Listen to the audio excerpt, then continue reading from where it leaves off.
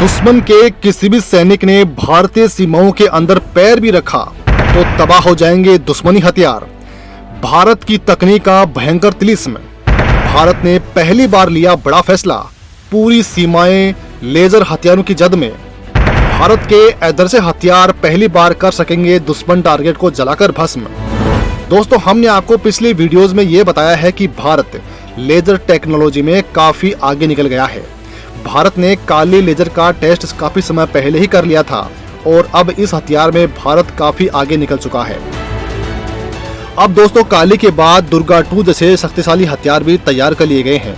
ये हथियार इतने अधिक शक्तिशाली हैं कि किसी को भी जलाकर भस्म कर दें, चाहे वो सीमा पर सैनिक हो, कोई हथियार हो, आसमान में उड़ता कोई विमान हो या फिर धरती की लो ऑर्बिट में घूम रही कोई सैटेलाइट हो। किसी भी चीज इस हथियार के वार से बच नहीं सकती है। अब इस हथियार को लेकर भारत ने वो बड़ा फैसला कर डाला है जो किसी भी देश को परेशान कर सकता है।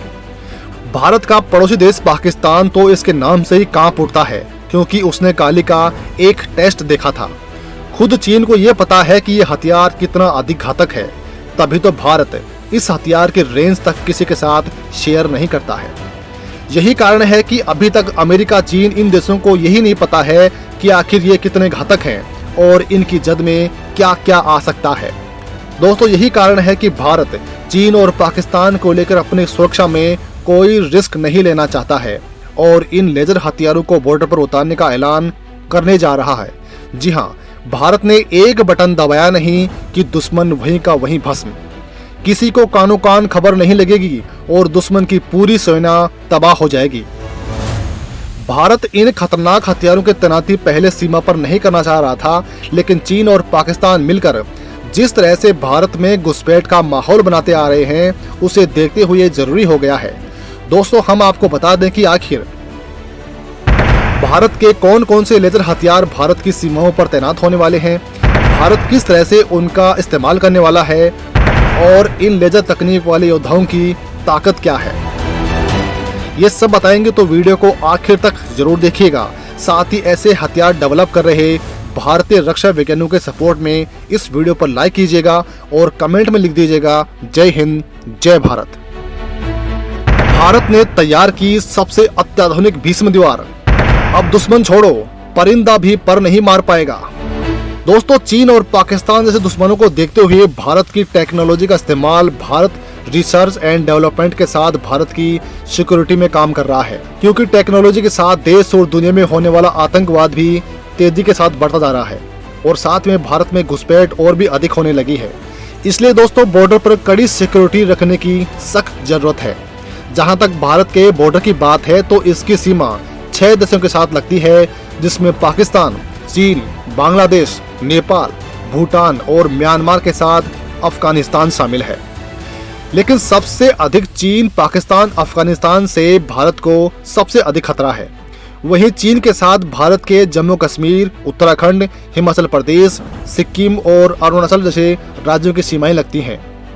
चीन भारत के अरुणाचल प्रदेश, कश्मीर, सिक्किम इन राज्यों को हड़प लेना चाहता है और इसके लिए वो आए दिन भारत के लिए परेशानियां खड़ी करता रहता है।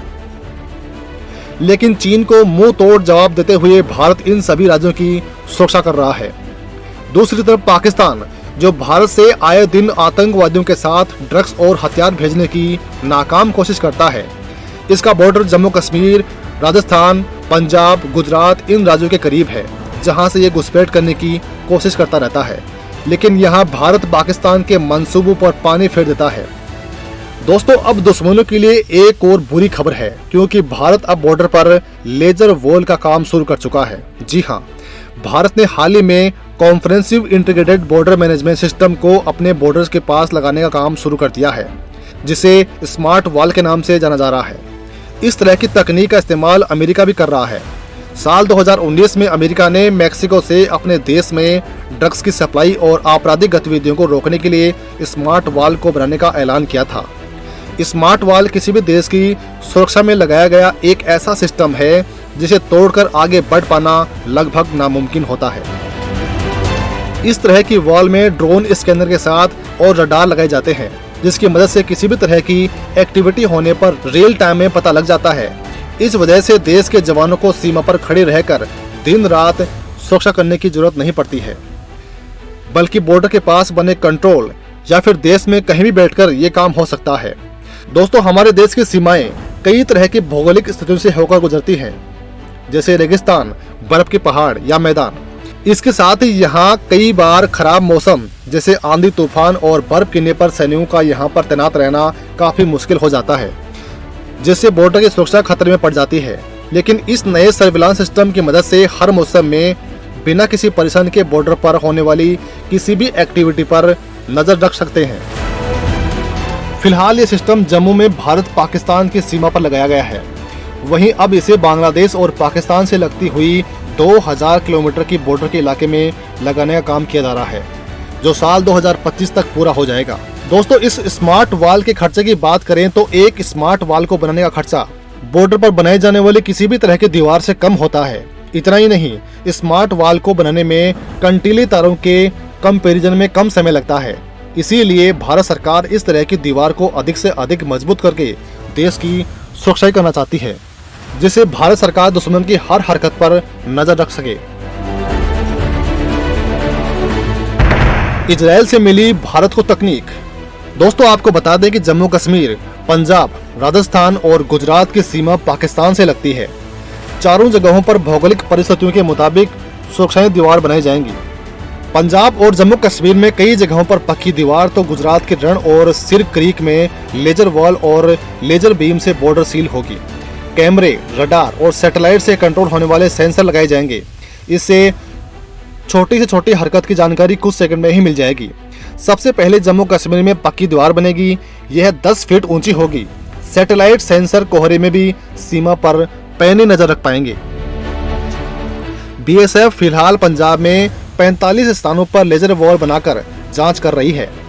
जम्मू कश्मीर में सेंसर और लेजर से युक्त 6.9 किलोमीटर लंबी दीवार बनाने का काम सफल रहा है। आपको बता दें कि अभी यह तकनीक अमेरिका और इजराइल के पास ही है। अब इजराइल से भारत को ये तकनीक मिल रही है। हालांकि दोस्तों, वीडियो देखने के बाद आपको क्या लगता है, क्या इस तकनीक से भारत की बड़ी समस्या दूर हो सकती है? इस संबंध में जो भी आपकी राय हो कमेंट में लेकर जरूर बताइएगा।